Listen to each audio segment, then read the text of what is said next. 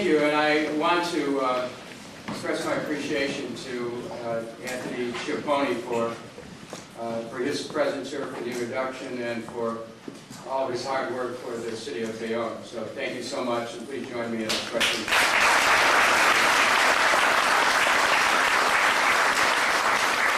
Thanks also to Bill Brown, who's the New Jersey State Coordinator, Dale Hardman of the DFA, and also Abro Kouzos of the DFA. I want to let you know how much I appreciate your efforts in gathering everyone together for this meeting. So thanks again. Please join me in thanking everyone who helped.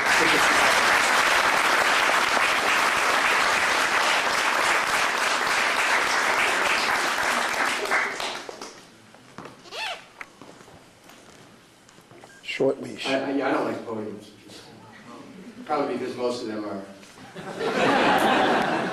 As I was driving over here, driving from New York City, as the car got into New Jersey, looked off to my left, I saw the Statue of Liberty. Now that might be, a familiar sight to people from here traveling that road a lot.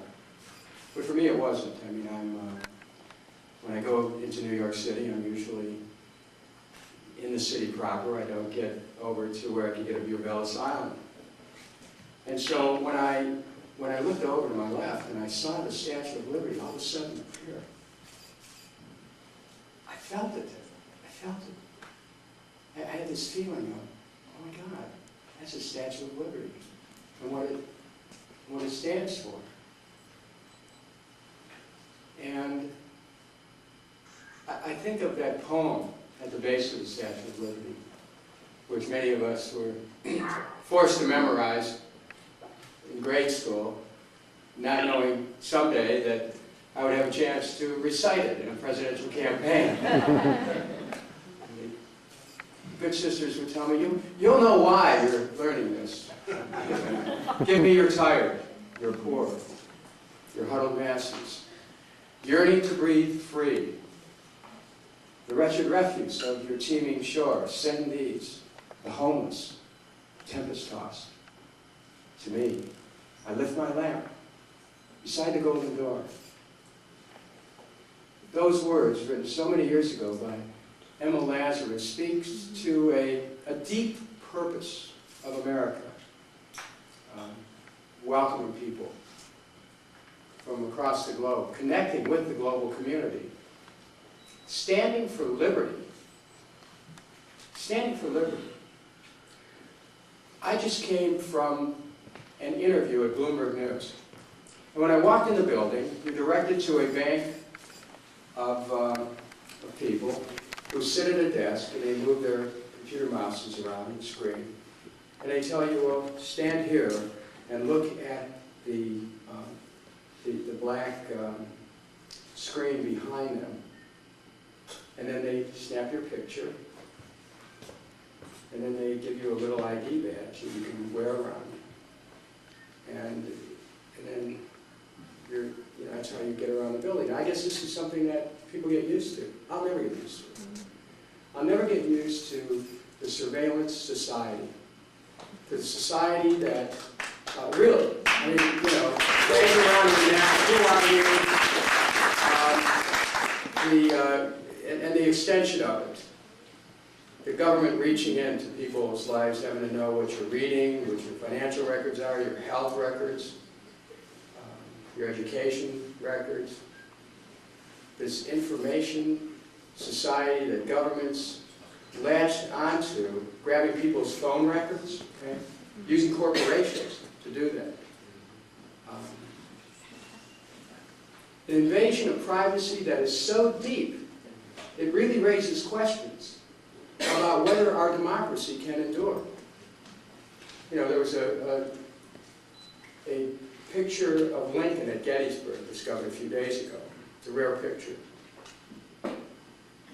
And let's think about that speech, that a government of the people, by the people, and for the people, shall not perish from this earth.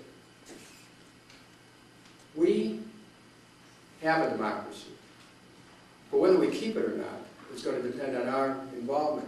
This presidential campaign is really, it's not just a fight for the soul of the Democratic Party. It's whether or not we're going to protect our democracy and whether democracy is going to endure. Because when I see all these technologies out there that are being used to gain government more entry into people's lives, invading privacy at every level, then I've got to ask, how far along the path to fascism have we already moved? And that's what we're saying. You know, I kind of come from Cleveland, Ohio, where it's none of your business.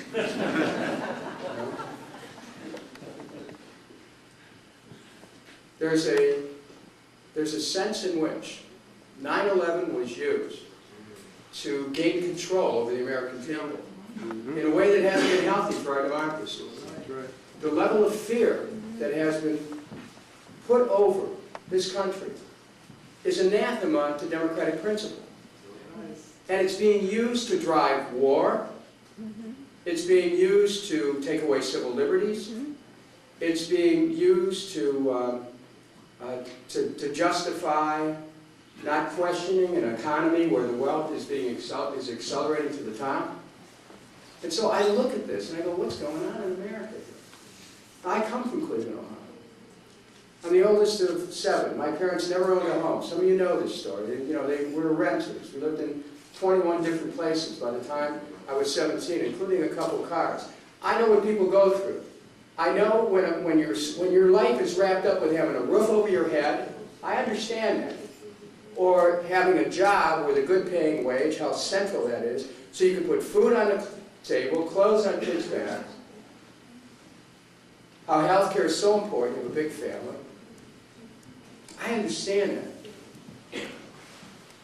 And I understand that the purpose of America is being perverted. It's going in a direction of war and aggrandizement of corporate power. And it's wiping out people's aspirations everywhere. Look at this. Look at what's happened with these hedge funds in Wall Street, where they drove conduct in the market, where people were getting no document loans, could dream of a home. Yeah, I want a home, provide no documentation. People didn't have the financial literacy. They end up losing their homes in this subprime loan scandal. Government did nothing while this was going on. The cop walked off the beat, right? The SEC didn't pay any attention, has zero oversight over these hedge funds. The Fed, zero oversight over the banks. Meanwhile, millions of Americans are getting it stuck to them as far as whether their home's going to survive or not. Wall Street keeps growing and growing, and then the small investors get taken for a ride because of the shakeout in the markets on these subprime loans. See, if you have a president of the United States who really stands for the people, then you don't have the kind of speculation-driven activities in Wall Street that are clearly a setup for a lot of small investors to take a fall. Then you don't have the Fed looking the other way. Well, the banks are fueling speculation.